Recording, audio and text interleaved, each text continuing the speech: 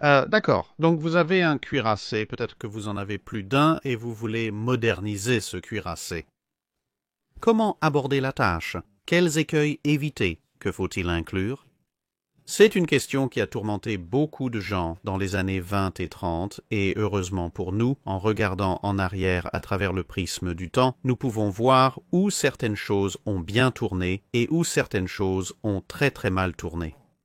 Alors, avec ce bénéfice du recul, considérons si vous arrivez à avoir, pour une raison quelconque, un dreadnought. Peut-être avez-vous été renvoyé dans le temps jusqu'au début des années 30 ou quelque chose comme ça, et vous planifiez comment moderniser votre flotte. Quels facteurs devriez-vous prendre en compte? Eh bien, pour commencer, vous devez considérer quelle flotte vous essayez de moderniser, car chaque flotte a des exigences opérationnelles légèrement différentes.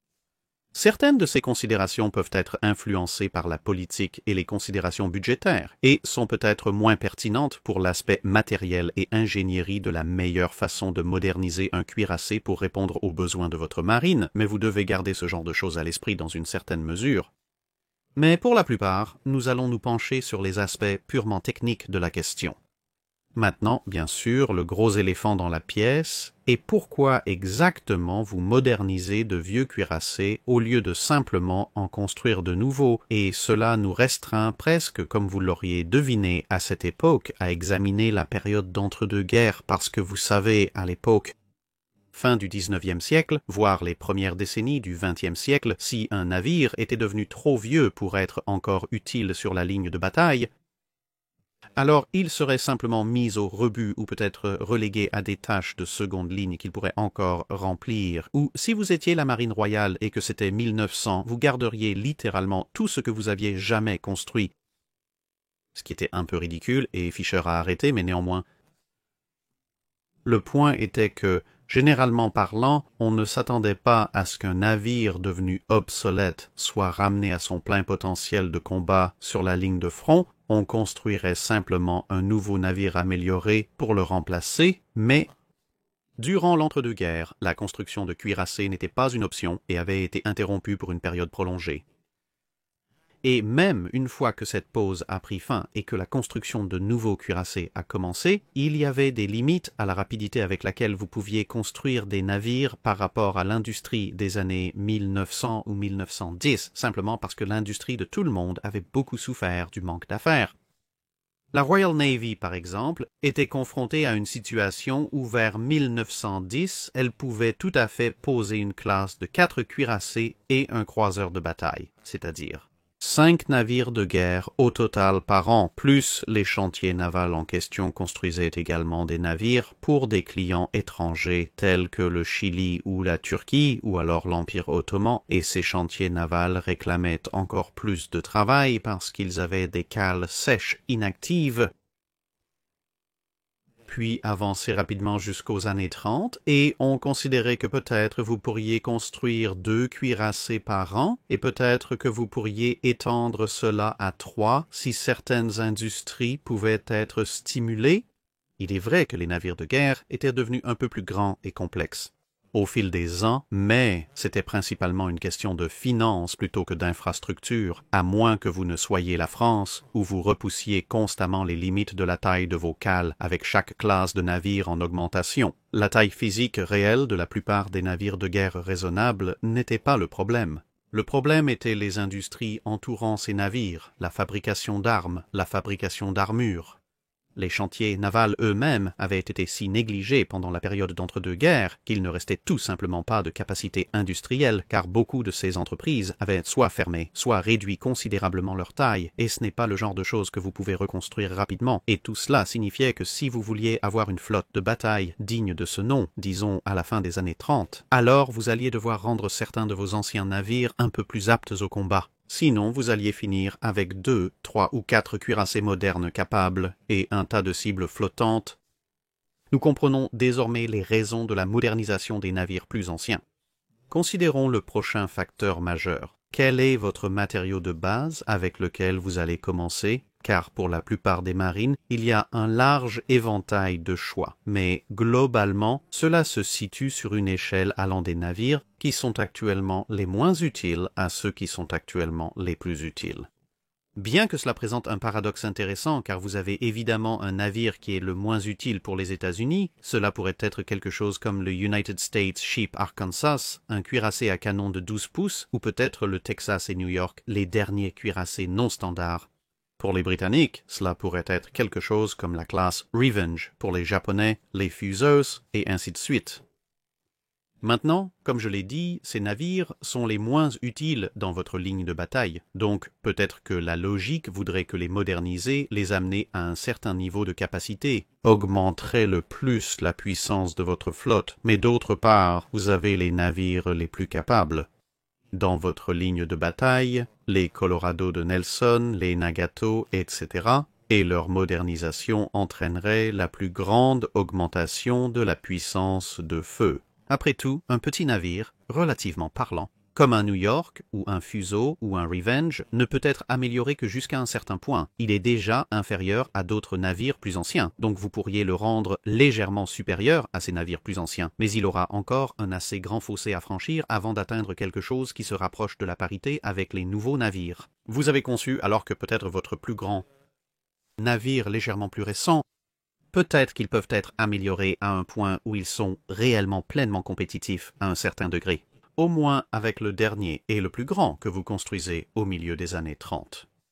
Alors maintenant, la logique semble bien, nous devrions améliorer nos derniers navires, mais alors vous pouvez le retourner à nouveau et dire bien oui, si, mais si nous faisons cela, alors nous prenons ceux qui sont actuellement nos navires les plus puissants parce que vos navires nouvellement construits n'ont pas encore été terminés hors ligne, et donc réduisant les unités les plus efficaces de notre flotte, tandis que les navires les plus anciens, ceux qui sont les moins utiles, continueront simplement leur navigation vers l'obsolescence, au point qu'il n'y a pas vraiment de raison réelle de les garder, et c'est un relativement simple. chaîne de logique, même si elle implique plusieurs détours et virages, avant d'entrer dans les exigences opérationnelles précises de chaque flotte individuelle qui vont différer pour des raisons évidentes. Et enfin, bien sûr, vous avez le fait que dans certaines marines, vous n'avez tout simplement pas ce choix. Pour la France, par exemple, vous avez les Corbeilles et les Bretagnes, qui ne sont pas particulièrement compétitifs par rapport à pratiquement tous les cuirassés que les trois grands ont conservés. Les Italiens ont les Doria et les Cavour, qui ne sont pas exactement des champions du monde au milieu des années 30. Les Russes ont les Gangut, qui sont à peu près dans le même bateau, donc selon la marine que vous regardez, vous n'avez peut-être tout simplement pas le choix. Vous devrez moderniser et optimiser les navires à votre disposition, car leur nombre est limité. Et pour être clair dans cette vidéo, nous parlons des modernisations complètes, c'est-à-dire des reconstructions de dreadnoughts, pas tant des mises à jour et des réaménagements qui étaient généralement effectués sur les navires de guerre tout au long des années 1920 et 1930 pour essayer de les maintenir à peu près au niveau de la technologie actuelle. Nous avons donc pris en compte l'âge et la capacité de combat globale lorsque nous prenons notre décision sur ce que nous allons moderniser, ainsi que simplement ce que nous pourrions avoir à disposition. Vous devez ensuite prendre en compte la dichotomie traditionnelle de tout navire de guerre, vitesse, protection et puissance de feu. Et chacun de ces éléments doit être considéré en fonction de ce dont votre marine a besoin au milieu des années 1930, ainsi que les problèmes d'âge cités plus haut.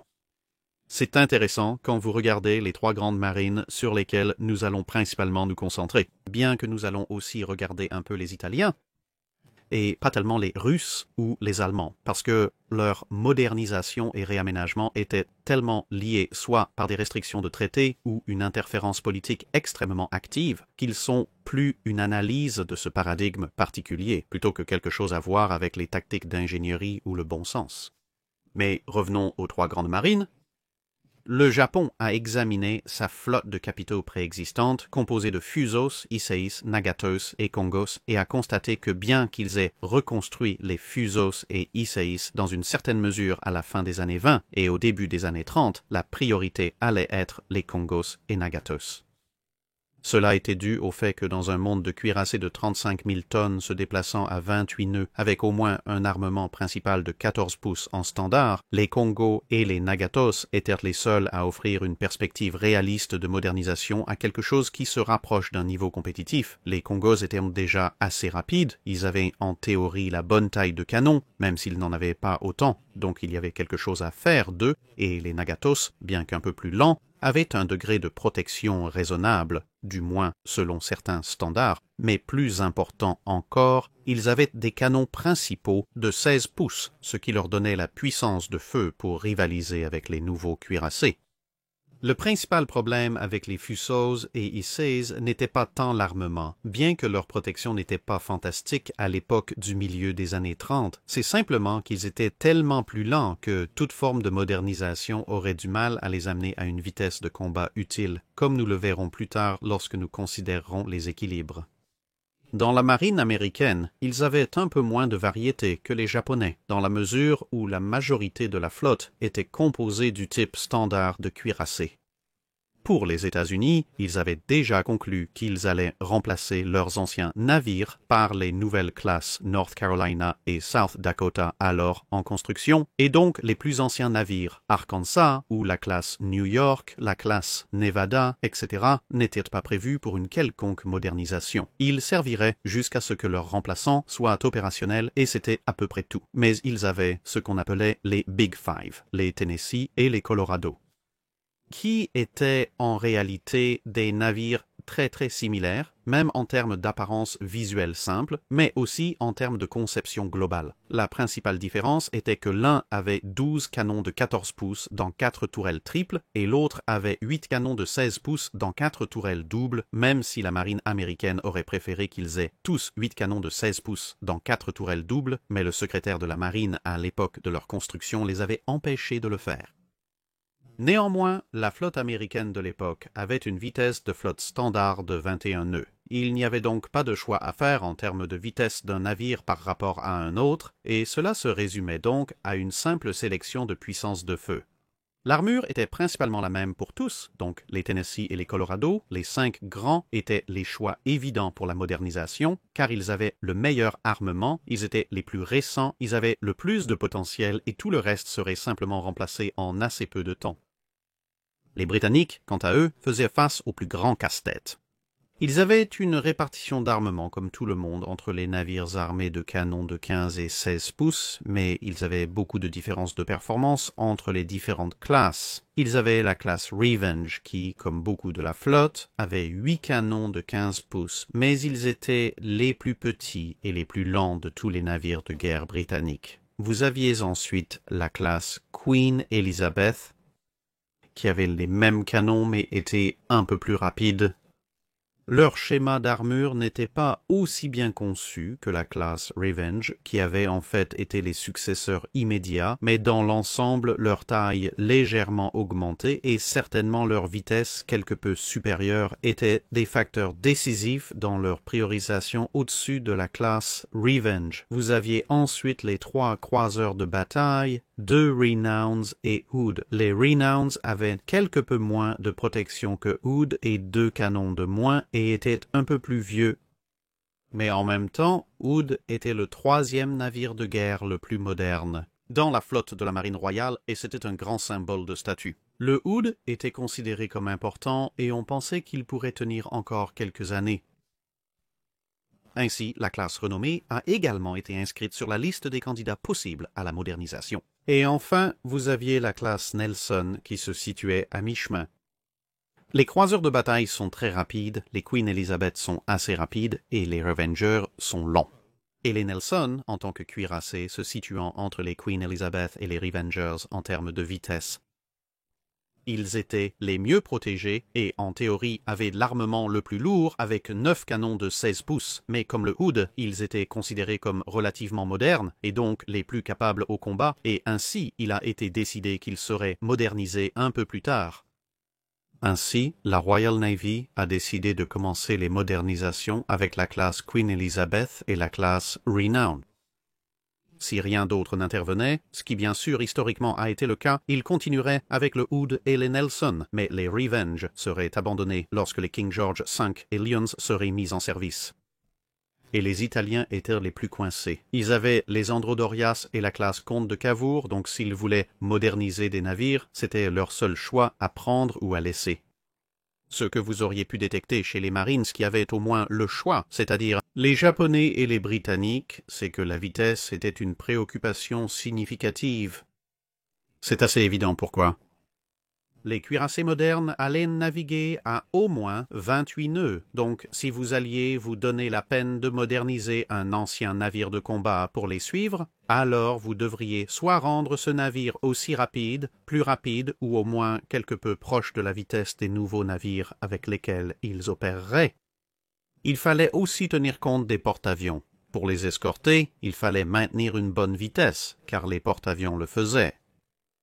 Là où la vitesse n'était pas une option, alors la puissance de feu devenait la priorité, parce que vous savez, les navires plus grands et plus récents, avec plus d'armure et des canons plus lourds, auraient besoin des plus gros canons. Vous pourriez devoir les contrer, mais globalement, la protection de l'armure, du moins en termes de choix du navire que vous prenez pour la modernisation, ne semble pas avoir eu autant d'influence sur les choses.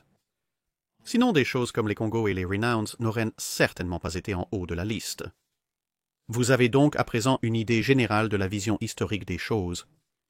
Regardons ce que vous pouvez réellement faire avec une modernisation de cuirassés des années 30, en supposant que vous avez du stock des années 1910 à 1920 pour travailler. Eh bien, en termes de vitesse, l'efficacité et les pressions des centrales à vapeur pour alimenter vos turbines ont progressé, vous pouvez donc remplacer la machinerie, c'est probablement une bonne idée. Généralement de toute façon car la machinerie embarquée a tendance à avoir une durée de vie d'environ 20 ans, quelque peu raccourcie si elle est utilisée en temps de guerre pendant de longues périodes, évidemment et quelque peu prolongée si le navire passe un certain temps en réserve. Ne faisant rien, mais au milieu des années 30, pratiquement tous les navires que vous pourriez envisager pour la modernisation seront probablement soit dans un besoin désespéré de modernisation et de remplacement de la machinerie, soit ils s'en approcheront de toute façon. C'était un problème qui allait hanter le Hood, car il avait été lancé à la toute fin des années 1910, mis en service au tout début des années 1920, et donc vers 1940-41, sa machinerie était pratiquement en fin de vie. Alors qu'est-ce que cela signifie? Eh bien, cela signifie que si vous souhaitez remplacer la machinerie mais conserver la même vitesse pour le navire, en supposant que vous n'avez pas changé les dimensions ou le déplacement ou l'hydrodynamique du navire, pas beaucoup, ce à quoi nous reviendrons un peu plus tard, vous pouvez obtenir la même quantité de chevaux-vapeur en utilisant beaucoup moins de machinerie, donc vous aurez beaucoup d'espace libre, et moins de machinerie signifie moins de poids, donc vous économisez du déplacement pour d'autres choses. Alternativement, vous pourriez remplacer la machinerie à l'identique en utilisant le même poids, le même volume, mais bien sûr en utilisant une machinerie beaucoup plus puissante et plus moderne. Vous pourriez faire avancer votre navire beaucoup plus vite, ou vous pourriez trouver un équilibre entre peut-être obtenir une petite augmentation de vitesse, en échange de ne pas économiser autant de volume et de poids, mais en économisant quand même un peu. Il y a d'autres facteurs qui pourraient affecter votre capacité à augmenter la vitesse. Le rapport longueur-largeur du navire est très rudimentaire. Les Italiens, par exemple, ajouteraient des extensions d'étraves à leur modernisation de navires afin de permettre une augmentation du niveau de vitesse. L'hydrodynamique est un autre aspect évident. L'ajout d'une extension d'étrave affectera également le profil hydrodynamique global du navire sous l'eau, mais vous avez aussi la question de la protection qui se pose. La question de la défense contre les torpilles est un problème. Les anciens navires n'ont pas vraiment de défense contre les torpilles modernes de l'époque de la Seconde Guerre mondiale des années 1930, donc dans certains cas, vous pourriez vouloir modifier, améliorer ou ajouter aux défenses existantes. Cela se fait généralement sous forme de renflement qui affecte évidemment votre profil sous-marin et donc vous pourriez finir par devoir augmenter la puissance totale de votre usine de machines juste pour rester à la même vitesse. Si vous avez élargi le navire sous l'eau en ajoutant des renflements, par exemple, donc vous pourriez ne pas obtenir toutes les économies de poids et de volume que vous pourriez vouloir si vous êtes déterminé à maintenir à peu près la même vitesse qu'avant. Et bien sûr, avec ce poids économisé et ce volume économisé, vous pouvez utiliser ces zones pour d'autres choses. le poids ou la puissance de feu pourrait être utilisé comme protection supplémentaire. Le volume pourrait être utilisé pour fournir une protection supplémentaire, une puissance de feu accrue ou améliorer votre assurance liée à la vitesse en convertissant cet espace libre.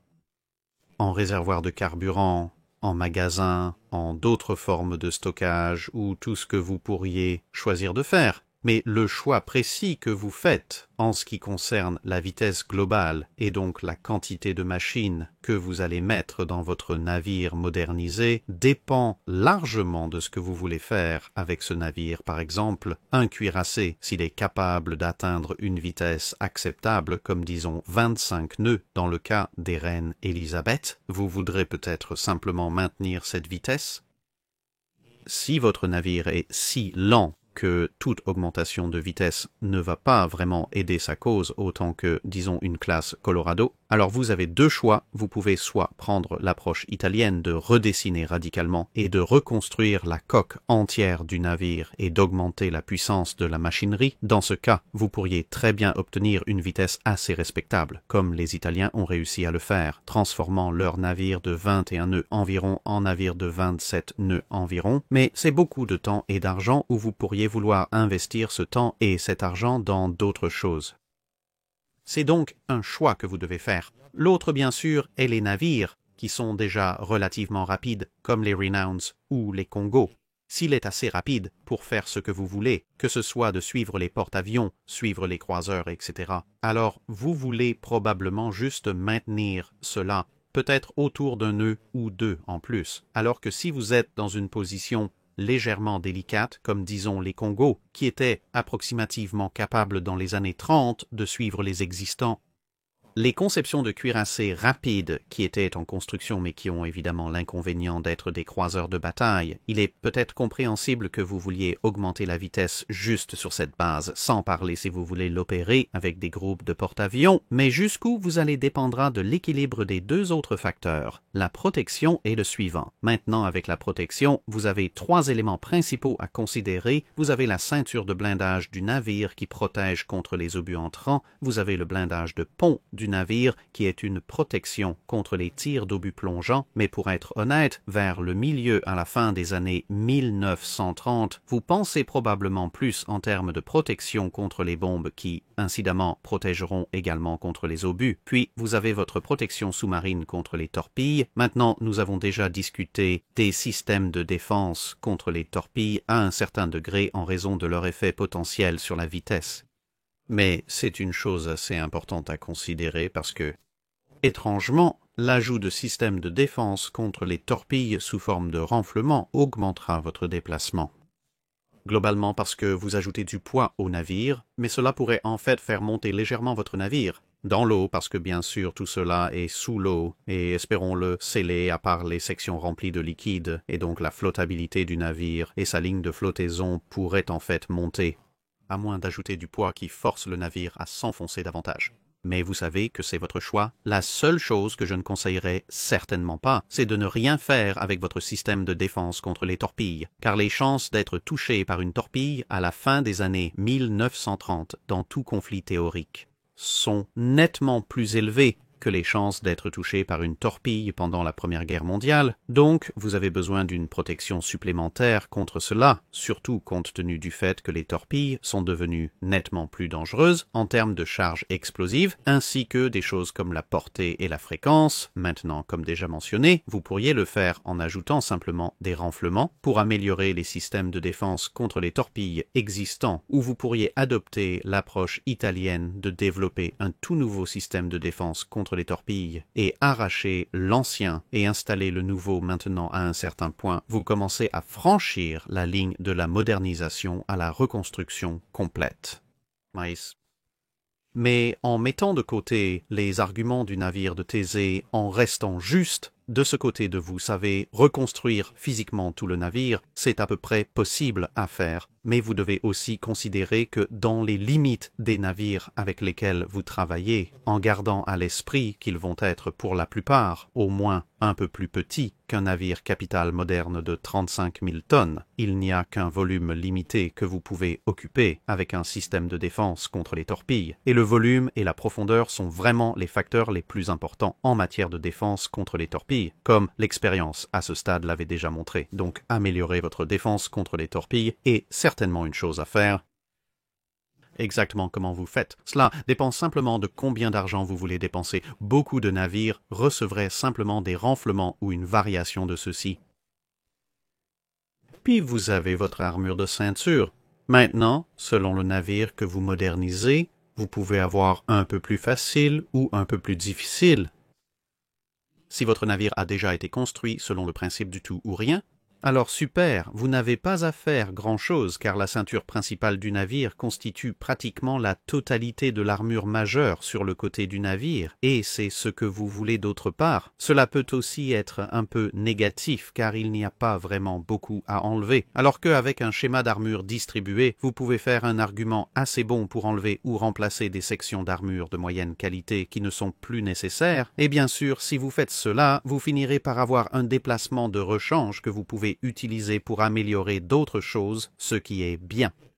Maintenant, le gros éléphant dans la pièce, améliorez-vous l'armure de la ceinture principale, l'armure qui protège la citadelle de votre navire? C'est une grande question à poser parce que cela va être difficile et coûteux.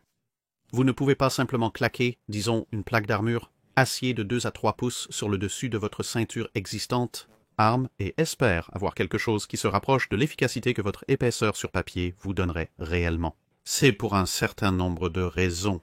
1. L'armure laminée ne fonctionne nulle part aussi efficacement que de simples blocs d'armure. Quand il s'agit de résister aux tirs d'artillerie navale lourde lorsque vous utilisez de l'acier. Mais deuxièmement, comme vous l'avez sans doute vu dans la vidéo sur l'armure à ce stade, l'acier d'armure est durci en surface avec une face graduée allant vers un dos plus doux. Le simple fait d'ajouter une couche supplémentaire d'acier par-dessus ruine pratiquement la gradation que vous recherchez, même si vous utilisez une plaque externe d'acier incroyablement dure pour imiter la face externe. Donc, si vous envisagez de renforcer votre armure de ceinture principale, cela prendra probablement la forme de l'élimination d'une rangée supérieure d'armure plus mince, comme cela a été proposé dans l'une des idées pour la refonte des capots et en la remplaçant par une épaisseur d'armure similaire à la rangée principale, vous avez donc la même épaisseur d'armure que votre maximum, mais sur une zone plus large où si vous devez absolument le faire en enlevant complètement l'armure et en la remplaçant par une plaque beaucoup plus épaisse. Cela a effectivement été fait dans quelques cas avec des croiseurs et autres, et bien sûr beaucoup plus tôt avec la classe Renown, où ils avaient à l'origine une armure de ceinture de 6 pouces et elle a été remplacée par une armure de ceinture de 9 pouces, mais c'est une entreprise assez importante. Cela va impliquer une augmentation de poids relativement substantielle. Cela modifiera légèrement le profil sous-marin du navire car une partie de cette armure de ceinture sera sous l'eau, donc vous allez devoir prendre cela en compte dans votre équation de conception. Et bien sûr, vous devez également évaluer l'efficacité de l'effort par rapport au coût impliqué. Donc par exemple, si vous modernisez un Queen Elizabeth ou un cuirassé de type standard avec 13 à 13 pouces et demi d'épaisseur d'armure principale, eh bien, 13 pouces, ce n'est pas l'armure la plus épaisse que vous pourriez trouver sur un cuirassé moderne, ce n'est peut-être pas l'armure la plus épaisse que vous pourriez trouver sur un cuirassé moderne si vous considérez l'efficacité du schéma, parce que les premiers dreadnoughts, les sortes de choses que vous allez moderniser, vont probablement avoir une armure à flanc plat, certains des navires plus récents pourrait être lancée avec une plaque d'armure, théoriquement légèrement plus mince, mais elle pourrait être inclinée pour augmenter son efficacité globale, certainement à n'importe quel type de portée appréciable, mais d'autre part, beaucoup des navires que vous pourriez être que vous modernisez auront été conçus avec l'idée de faire face à des canons de 14, 15 ou 16 pouces. Et bien que quelque peu modernisés, la plupart des designs de traités auxquels vous serez probablement confrontés auront également des canons de 14, 15 ou 16 pouces, selon qu'ils sont des navires à clause d'escalator ou s'ils violent peut-être un peu le traité. Mais les calibres sont toujours à peu près les mêmes maintenant. Comme nous l'avons dit, les chiffres de pénétration peuvent avoir amélioré parce que vous pourriez regarder des armes à haute vélocité, mais si si vous avez conçu un navire avec une armure contre, disons, un canon de 15 pouces et que vous faites maintenant face à un canon de 15 pouces légèrement plus puissant, eh bien, vous aurez probablement encore un certain degré de protection, bien que juste à des portées légèrement plus longues, mais alors le combat va probablement se produire à des portées légèrement plus longues de toute façon. Donc, bien qu'il puisse y avoir une marge où votre armure n'offre pas de protection contre les obus ennemis, mais leur armure pourrait offrir une protection contre vos obus si cette marge est peut-être dans une portée relativement gênante que aucun des deux côtés ne veut particulièrement combattre et c'est une marge relativement étroite. Alors, les chances que vous rencontriez potentiellement cette action particulière par rapport au coût en temps et en dépenses de l'enlèvement de tout le système de protection latérale du navire et son remplacement par un plus épais que vous allez évidemment devoir fabriquer à grands frais. Ce compromis n'est pas nécessairement le meilleur, surtout lorsque vous avez d'autres navires à blindage. Et bien sûr, vous savez, vous qui concevez contre le pire des scénarios parce qu'il y a beaucoup de navires de guerre soit non modernisés, soit potentiellement en cours de modernisation dont les canons ne seront pas nécessairement aussi puissants qu'une arme moderne à haute vélocité ou à obus super lourd, qui sera donc dans la minorité des scénarios potentiels, vous pourriez faire face à l'autre facteur, vous devez considérer à cet égard, est de savoir s'il est faisable ou non. Pour augmenter l'armure à un point où cela compte réellement, disons, de 13 à 13 pouces et demi d'armure, l'augmenter à 14 ou peut-être même 15 pouces d'armure a un avantage, mais il pourrait être marginal, alors que si vous augmentez par exemple une armure de 9 pouces à 10 ou 11 pouces d'armure, l'augmentation globale du poids pourrait être à peu près la même, mais pour être parfaitement honnête, faire face à un canon de cuirassé moderne ou à une arme de 14, 15 ou 16 pouces de la Première Guerre mondiale, cette épaisseur d'armure ne fournira probablement aucune protection supplémentaire réelle. Par rapport à l'armure de 9 pouces, je veux dire, bien sûr, elle fournira un petit peu, mais vous devez comparer les portées de combat efficaces et où se situe cette protection supplémentaire. Provient parce que si, disons, votre armure de 9 pouces contre une menace théorique ne vous protégera que si vous êtes au-delà de 35 milliards et l'augmenter à 11 pouces vous protégera jusqu'à 32 milliards, c'est bien, considérant que vous ne toucherez probablement rien bien au-delà des hautes vingtaines de milliers de yards et que vos portées de combat sont considérablement inférieures à cela. Vous ajoutez essentiellement du poids sans raison et ajouter du poids sans raison dans votre armure va détourner du poids que vous pourriez mettre ailleurs qui pourrait vous aider à ne pas être dans cette situation, comme peut-être augmenter votre vitesse pour pouvoir vous échapper ou augmenter votre protection d'armure de pont pour le coup occasionnel à longue portée ou être bombardé et ainsi de suite. Donc ce n'est pas seulement une question de pouvoir vous allouer un déplacement pour augmenter votre armure, c'est aussi est-ce que cela vaut vraiment la peine de le faire. Mais consolider l'armure à partir des schémas distribués précédents afin de libérer à la fois le déplacement et potentiellement renforcer la couverture globale de l'épaisseur de votre ceinture principale, c'est certainement une chose à faire. Ensuite, vous avez votre armure de pont, bien considérant que vous travaillez avec du stock de l'époque de la Première Guerre mondiale, il y a des chances que votre pont ne soit pas spectaculairement épais, il pourrait être hilarant de minceur, il pourrait être correct, mais considérant les risques auxquels vous allez être confronté dans un environnement de la fin des années 30 ou de l'époque de la Seconde Guerre mondiale, vous allez vouloir y remédier de manière assez substantielle et cela va se faire de deux manières. Heureusement, la plupart des armures de pont n'ont pas de durcissement de surface, donc vous pouvez empiler des épaisseurs supplémentaires.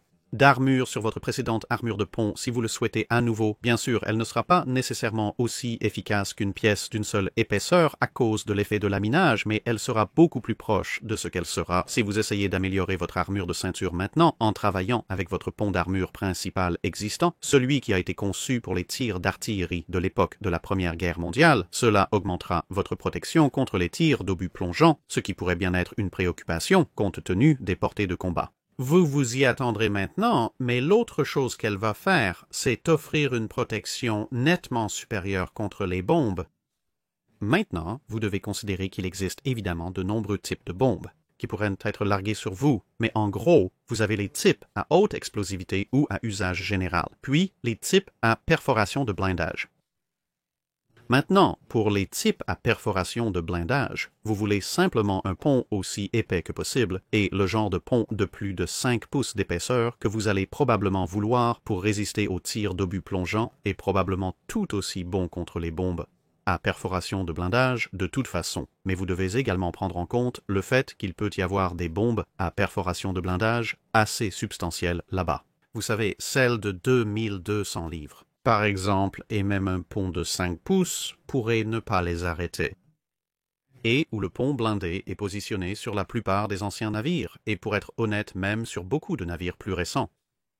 Se trouve à mi-chemin à travers la coque. C'est parce que ce pont blindé doit coiffer la ceinture, et la ceinture ne monte pas jusqu'au pont supérieur. Mais ce que cela signifie, c'est que vous pourriez vous retrouver avec une bombe assez substantielle, assez loin dans votre navire avant qu'elle n'explose, même si elle explose sur le pont blindé. Et si elle provoque des éclats du pont blindé, ou si elle traverse, il n'y a pas beaucoup de distance, relativement parlant, entre ce point d'explosion ou de pénétration et les éléments vitaux que vous essayez de protéger, comme les magasins et les moteurs. Vous devez également prendre en compte que vous allez avoir des parties moins bien protégées de votre navire, comme votre batterie anti-aérienne, peut-être certaines formes de câblage, votre batterie secondaire, qui pourrait très bien faire partie de votre batterie anti-aérienne si elle a des canons à double usage, et toutes sortes d'autres sections quelque peu importantes du navire, si ce n'est pas nécessairement vital pour une action de tir de surface à surface. Toutes ces choses pourraient bien être au-dessus de ce pont blindé, et donc même une bombe à usage général ou à haute explosion qui peut pénétrer relativement sans opposition jusqu'à ce niveau, même si elle n'a pratiquement aucune chance de traverser votre pont blindé, pourrait encore causer pas mal de ravages et une dégradation de votre capacité de combat globale. Et donc, si vous n'en avez pas déjà un, vous devez investir dans ce qui serait appelé un pont à bombe pour la plupart, ou si vous en avez un, vous voudriez peut-être l'améliorer. C'est une section plus mince de l'armure du pont, plus haut, peut-être même aussi haut que le pont supérieur du navire lui-même. Le but de cela n'est pas vraiment d'arrêter quoi que ce soit, bien qu'un pont à bombe d'1,5 pouce, peut-être 2 pouces d'épaisseur, pourrait arrêter une petite bombe à usage général, comme une bombe de 500 livres ou de 250 livres, mais comme je l'ai dit en général, il n'est pas destiné à arrêter beaucoup de bombes, sauf, comme nous l'avons dit, les types à détonation par contact. Ce qu'il est censé faire, cependant, c'est d'initier la mise à feu de ces bombes, parce qu'un obus à haute explosion lourd, par exemple à base de fusée, ou une bombe à haute explosion ou à usage général, pourrait juste passer à travers cela, et une plus grande, disons une bombe de 1000 livres, 750 livres ou plus, pourrait passer à travers de toute façon. Mais avec la mise à feu initiée, cela signifie qu'elle va détonner plus haut dans le navire. Si elle détonne plus haut dans le navire, elle peut donc vous faire moins de dégâts que quelque chose qui est allé plus profondément. C'est assez évident.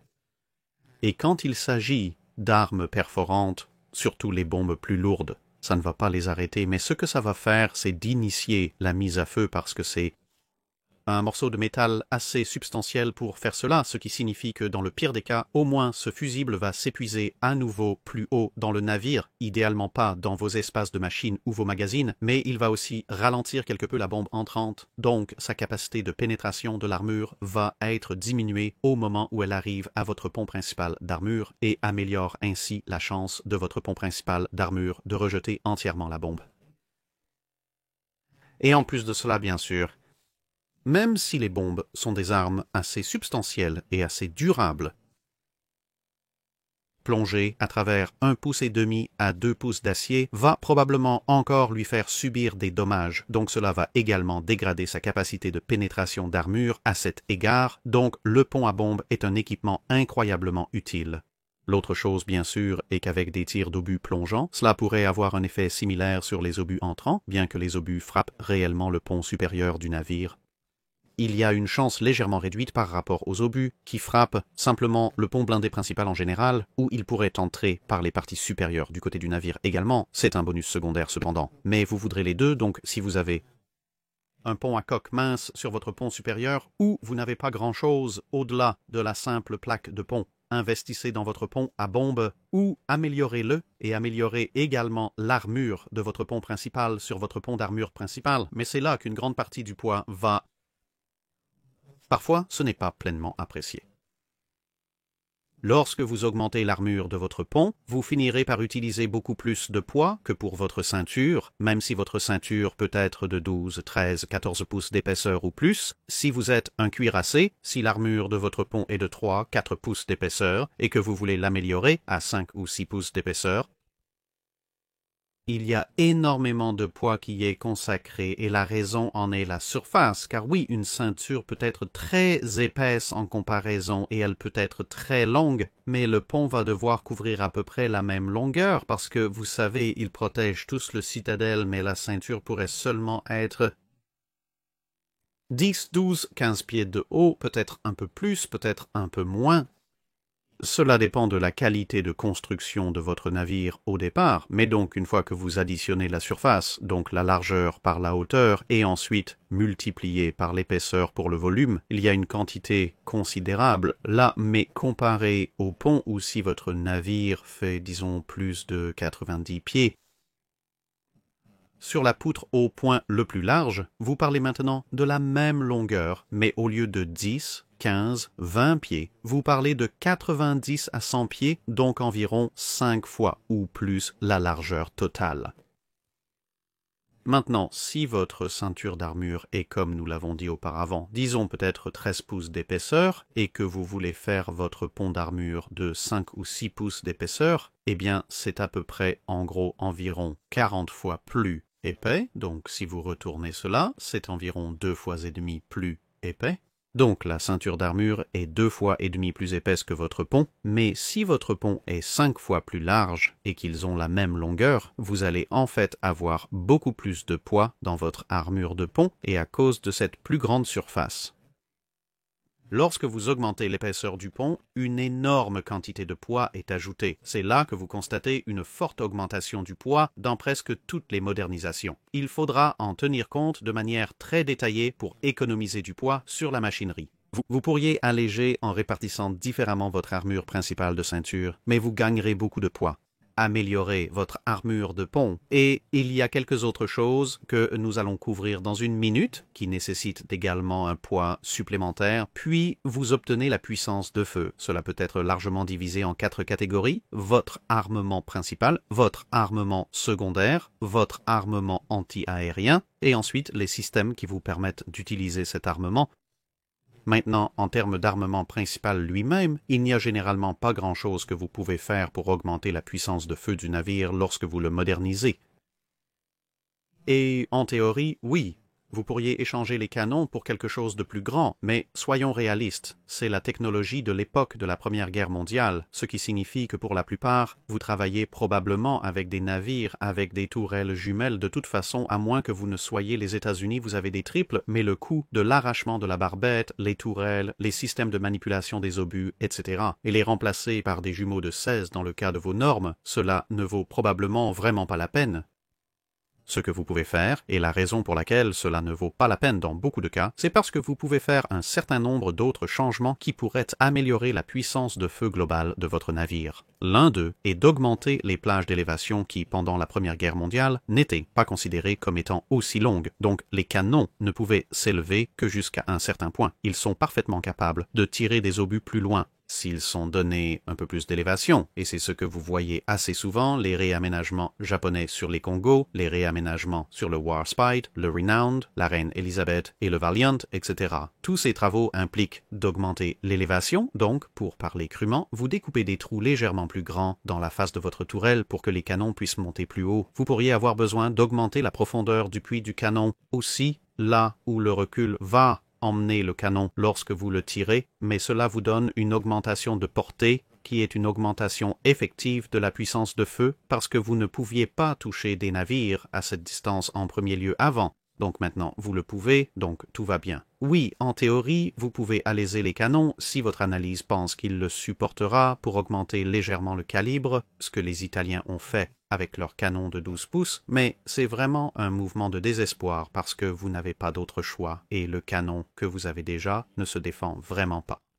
Idéalement, si vous aviez le choix, vous n'auriez pas choisi un navire sans armement en premier lieu.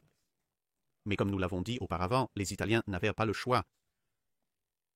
Les autres choses que vous pouvez faire, c'est que vous pouvez introduire de nouveaux types d'obus, peut-être de nouveaux propulseurs, donc vos obus frappent peut-être plus fort ou plus efficacement, et en combinant cela avec une élévation accrue, vous pouvez améliorer la létalité globale de vos obus, mais c'est votre armement principal en effet. Comme avec les Italiens, pour économiser du poids et faire d'autres choses, voire augmenter le volume, il faudra peut-être sacrifier une partie de l'armement principal. Afin de vous permettre d'introduire certaines des autres améliorations, avec les canons principaux, vous pouvez améliorer leur efficacité, mais vous n'allez probablement pas améliorer de manière substantielle des choses comme le calibre ou le nombre de canons. Ensuite, il y a la batterie secondaire. Maintenant, beaucoup de cela dépend du type de batterie secondaire que vous avez. Si vous avez de la chance, vous pourriez avoir un type d'armement en tourelle. Déjà dans le cas de peut-être certains des navires italiens, où en effet, si vous travaillez sur un navire de période plus récente, comme si vous essayez de moderniser quelque chose comme le Nelson, mais en général vous avez probablement un navire qui a des casemates, vous voudrez vous débarrasser de celles-ci car les canons de casemates, surtout à des vitesses plus élevées, ont tendance à être inutilisables. Ils sont un peu bas dans le navire, donc ils n'ont pas la plus grande portée, et il est également très difficile d'augmenter leur portée globale car ils ont des limites verticales dues à leur positionnement dans la coque, ou peut-être, si vous êtes un navire américain, dans la superstructure. De plus, les canons eux-mêmes peuvent être quelque peu anciens. Pour une meilleure polyvalence, il est préférable d'avoir un armement secondaire à double usage, ce qui justifie aussi le remplacement des anciens équipements, souvent à usage unique. Je vous assure que vous n'obtiendrez pas d'élévation anti-aérienne d'une batterie de casemate. Eh bien, vous pourriez le faire si le navire est déjà à moitié sur le côté, mais alors vous avez de plus gros problèmes à vous soucier. Maintenant, lorsque vous remplacez les canons de casemate par des canons à double usage, vous avez un peu de compromis. Les canons à double usage montés sur le pont, qu'ils soient en tourelle ou en monture, le feront. Vous coûteront généralement un peu plus de poids et auront un peu plus d'impact sur votre stabilité, car ils sont plus hauts.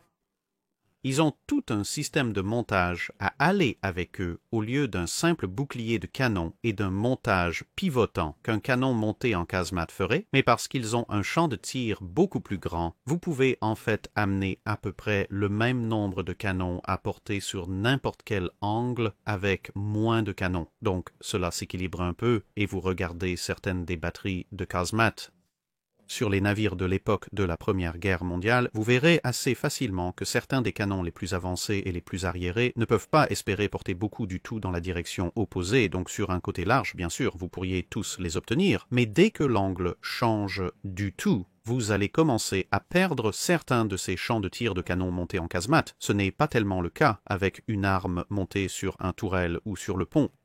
Où le pire du pire arrive, tant que les effets de l'explosion ne sont pas trop mauvais, vous pouvez tirer sur d'autres montages, au moins pour des distances plus longues. Plus bien sûr, un armement à double usage vous donne une batterie anti-aérienne accrue, en effet une batterie anti-aérienne lourde qui va être efficace à la plus longue portée que vous pouvez gérer quand il s'agit d'éliminer tous ces nouveaux avions ennuyeux. Et si vous êtes ultra chanceux, les avancées dans la technologie de fabrication des canons pourraient signifier que les canons que vous installez sont quelque peu plus légers, ou en effet vous pourriez être utilisant des canons plus légers. Donc, par exemple, si vous êtes aux États-Unis, vous pourriez avoir un canon de 5 pouces à long canon qui est votre secondaire anti-surface dans un cuirassé standard, mais vous le remplacez par un 5 pouces 38 qui est une arme à canon beaucoup plus court. Donc, le canon lui-même pèse un peu moins, ce qui aide à compenser certains des gains de poids provenant d'autres problèmes.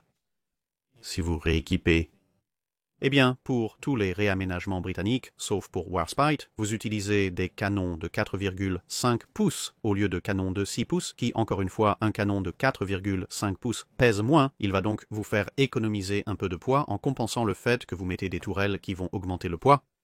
Warspite est une sorte de maison à mi-chemin où vous obtenez quelques artilleries anti-aériennes de 4 pouces montées à ciel ouvert, mais conservez certains des 6 pouces montés en casemate. Ce n'est pas la meilleure solution, mais Warspite a été la première modernisation complète que la Royal Navy a tentée au milieu des années 30, donc c'est une sorte de courbe d'apprentissage. De toute façon, maintenant cela aide ici si vous avez réellement un support anti-aérien à double usage efficace comme le 4,5 pouces ou le 5 pouces 38 si vous êtes les Japonais. Eh bien, désolé, mais compte tenu de la menace des avions, au milieu et à la fin des années 30, et bien sûr en entrant dans la Seconde Guerre mondiale, vous allez certainement vouloir beaucoup d'armes anti-aériennes. Donc, une fois que vous avez remplacé votre batterie secondaire, vous devez maintenant penser à votre batterie anti-aérienne dédiée. Maintenant encore, vous travaillez probablement avec un navire de l'époque de la Première Guerre mondiale. Si vous avez de la chance, vous pourriez avoir eu un éparpillement de canons de 3 pouces sous sa forme originale. Et peut-être grâce à diverses mises à niveau dans les années 20, vous en avez ramassé quelques-uns de plus d'une certaine description, mais vous allez vouloir les enlever tous efficacement et les remplacer carrément par des armes anti-aériennes légères et de poids moyen. Donc vous parlez à peu près de canons de 20 mm, bien que si c'est le milieu des années 30, cela pourrait aussi être des mitrailleuses de calibre 50. Et puis des canons de poids moyen plus lourds, donc une arme de 37 ou 40 mm, c'est un pari assez sûr pour cela. Maintenant, accordé pour un milieu à peut-être fin des années 30, modernisation à grande échelle du genre de menace aérienne que vous affronteriez lors de la Seconde Guerre mondiale n'est pas nécessairement appréciée, donc vous n'allez pas claquer 68, 80, 120 canons sur le navire de cette façon. Certaines des modernisations de l'époque de la Seconde Guerre mondiale, comme cela a été fait à beaucoup des normes américaines après Pearl Harbor, mais vous allez quand même devoir en avoir une partie. Et bien sûr, vous pouvez alors faire un choix, voulez-vous de nombreux montages simples ou doubles? Ou préférez-vous moins de montages quadruples, ou si vous êtes britannique avec des pompons, même des montages octuples? Il y a une échelle variable d'efficacité, de poids et de disponibilité géographique, mais assurez-vous absolument de le faire, car bien sûr, votre navire viendra probablement avec une batterie anti-aérienne légère à moyenne minimale, voire inexistante. Tout cela va ajouter du poids supplémentaire et cela va également affecter votre stabilité, car comme c'est assez haut dans le navire, vous devez également prendre en compte que tous ces canons ont besoin d'équipage, donc ils ont besoin d'endroits pour rester. Ils ont besoin de nourriture, etc. Donc tout cela va avoir un impact sur votre volume interne, où vous allez stocker les fournitures, où vous allez placer l'équipage, allez-vous faire en sorte que tout le monde se sert, allez-vous installer de nouveaux ponts de messe, etc. Cela peut influencer ce que vous faites avec une partie de l'espace économisé en réduisant votre espace de machinerie. Vous devez ensuite gérer le facteur délicat des systèmes de contrôle d'incendie qui vont avec, parce que les systèmes de contrôle d'incendie de vos canons principaux ont sûrement été grandement améliorés. Vous pourriez avoir un télémètre de 10 ou 15 pieds comme relique de vos jours de l'époque de la Première Guerre mondiale. Maintenant, des télémètres de 25-30 pieds ou plus sont disponibles, apportant plus de poids et de stabilité malgré la suppression des anciens éléments, mais c'est une augmentation. Vous pourriez également vouloir installer des systèmes de contrôle de tir pour vos batteries secondaires. Maintenant, vous pourriez les avoir eus à l'origine, mais encore une fois, des versions capables de portée plus longue et meilleures sont disponibles. Bien sûr, encore une fois, avec une pénalité de poids et de stabilité. Et si ce sont des armes à double usage, comme elles devraient l'être, alors vous avez également besoin d'une installation de contrôle anti-aérien ou de plusieurs, car vous devez faire face à plusieurs menaces sous plusieurs angles. Encore plus de poids, plus d'effet sur la stabilité.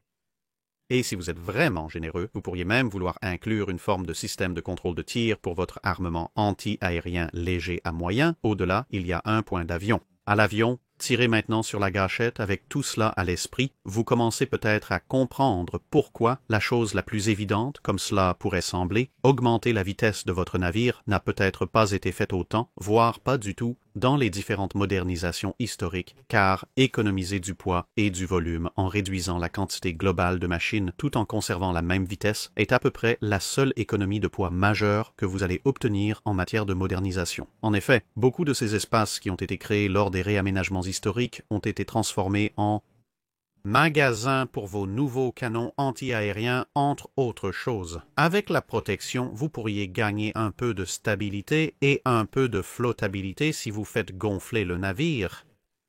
Mais globalement, entre l'augmentation de votre blindage de pont, l'augmentation potentielle de la couverture de votre ceinture de citadelle et la réduction du blindage superflu, vos niveaux de protection vont avoir un effet net, neutre, approximativement parlant, sur votre déplacement global.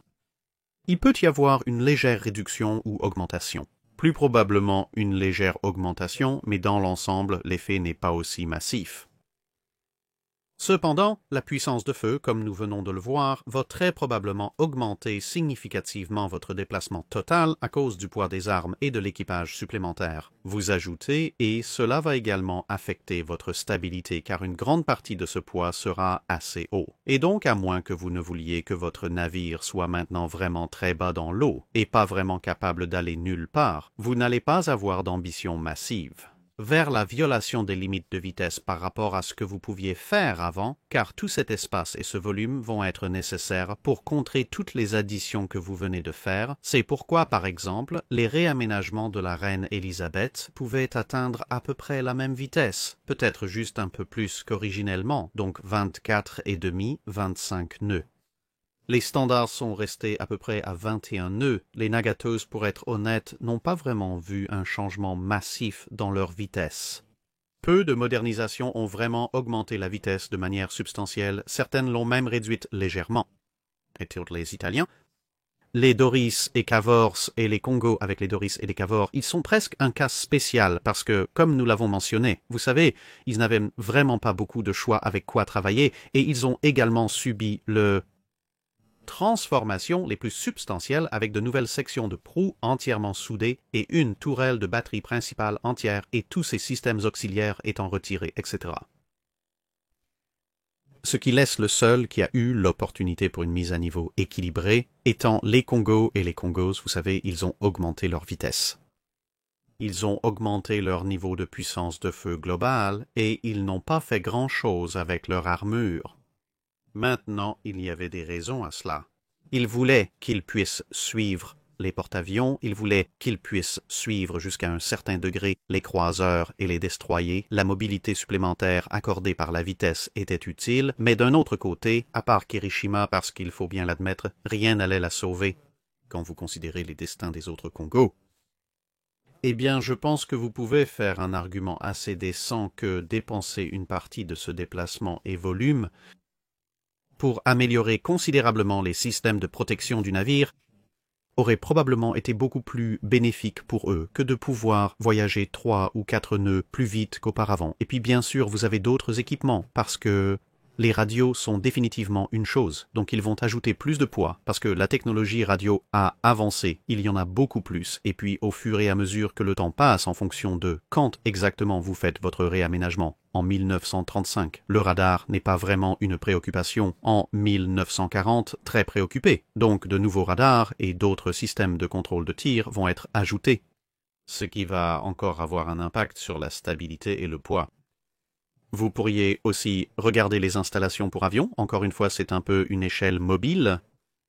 Il y a un peu d'échange qui se passe parce qu'en 1935, comme nous l'avons dit, vous ne pensez pas vraiment au radar, mais vous penserez à installer des avions. Alors que peut-être en 1940 ou 1942, vous n'installerez pas d'avions, ou vous pourriez même retirer des avions en échange de l'installation de radars. Il n'est pas très probable que vous ayez un complément d'avion substantiel et une installation radar substantielle, bien que cela soit possible. Dans tous les cas, vous ajoutez du poids, ce qui affecte également la stabilité du navire en raison de son emplacement. Encore une fois, et ce ne sont que quelques-uns des systèmes phares. Alors, quel est exactement le bon équilibre lorsqu'il s'agit de moderniser votre cuirassé? Eh bien, la réponse est qu'il n'y a pas une seule réponse. Encore une fois, en regardant en arrière les réaménagements ou modernisations les plus connus, vous pouvez voir les différentes priorités qui ressortent.